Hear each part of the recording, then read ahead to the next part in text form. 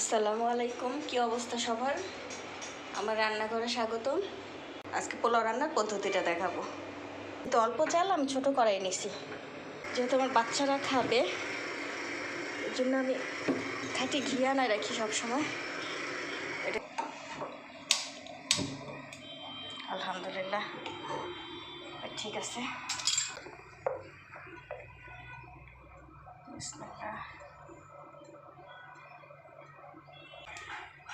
বিসমিল্লাহ।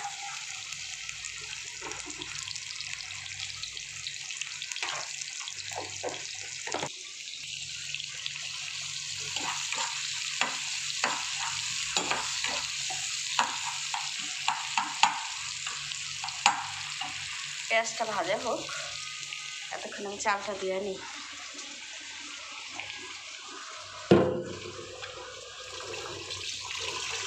পেঁয়াজটা একটু ভাজা ভাজা হলে পোলাওর মধ্যে একটু ঘেরানো হবো বেরেস্তার, এই জন্য একটু লাল করে নিই। চাল ধোয়া হয়ে গেছে, হয়ে আসছে। এবার আমি চালটা দিয়ে দিই।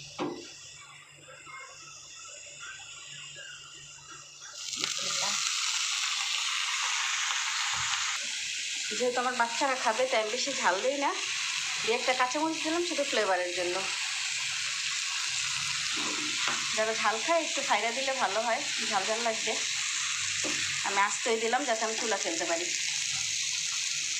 এখন ভালো করে চালটারে ভাজবো, তারপরে পানি দিচ্ছি।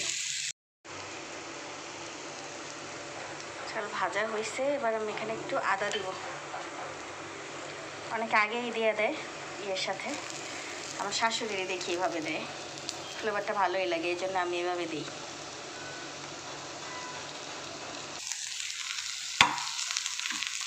হয়ে গেছে আমার, এবার শুধু পানিটা দিব।